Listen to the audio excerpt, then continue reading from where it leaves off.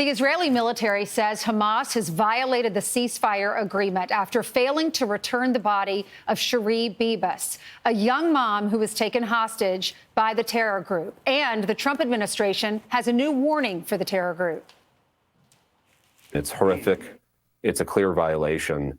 And if I have one piece of advice for Hamas now, it's not only do you need to release her body immediately. If I were them, I'd release everybody, or they're going to face total annihilation right now. Here to discuss this is anchor and executive editor of Special Report, Bret Baier. Good morning, Bret. Morning, Ainsley. Good morning. Terrible story. They were the faces of October 7th in many ways because there were babies involved. But now the body is back, and it turns out it's not even hers. Whose body is it? What happens because they violated the ceasefire? Yeah, we don't know whose body it is. They just confirmed it was not hers. Obviously, we saw, and they confirmed the other three, including, it's hard to believe, but a 9-month-old and a 4-year-old who were not killed in an Israeli airstrike. They were murdered, according to authorities in Israel and the U.S. And now you have the Israeli prime minister saying that Hamas will pay the price for what he called brutal and malicious acts in violation of the ceasefire. I heard General Keane earlier on your show with Brian saying his bet is that the IDF is going to go back in if they don't see some real action. Now, remember, this comes after President Trump said all hell was going to break loose if the hostages were not all released last Saturday. We saw some released, which kind of moved things forward, but they weren't all released.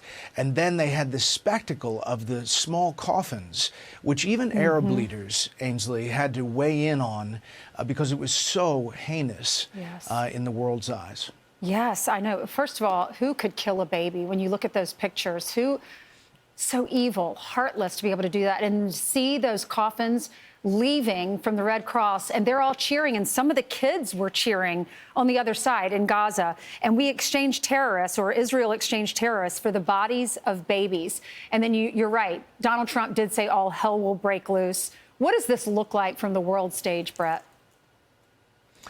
Well, I think, first of all, the depravity and brutal nature of Hamas is up and open, and anybody who's defending Hamas has a really hard time in the wake of those babies' coffins.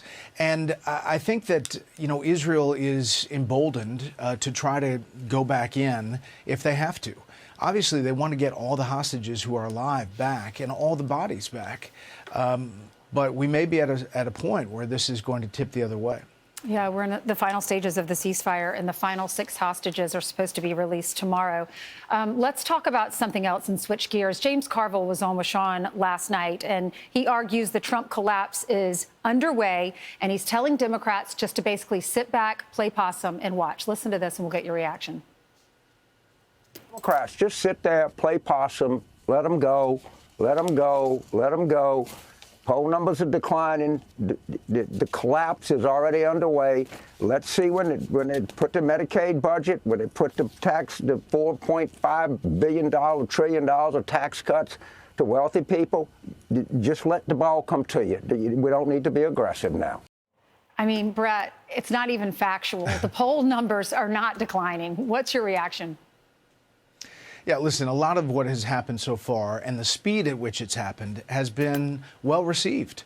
You know, after 4 years of waiting for things to transpire, this president has signed 73 executive orders in the first 4 weeks. That's more than 300 actions, executive actions. And a lot of it is considered very positive. Now, what James Carville's talking about there are things that are in the ether here about what it means for Medicaid, Medicare. What about these federal workers? You know, he points to Virginia specifically because, yes, there are a lot of federal workers in Northern Virginia.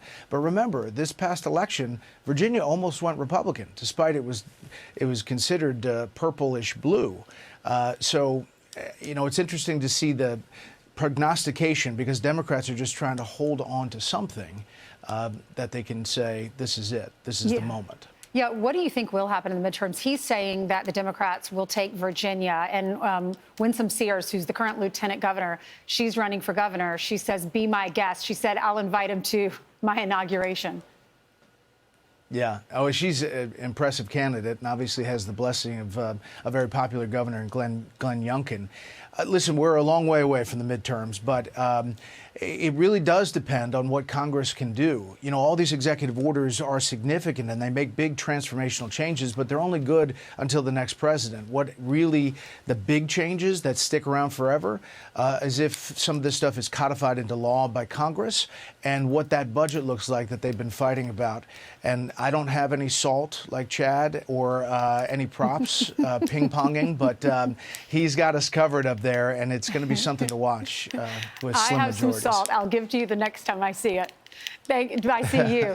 Thank you so much, Bret.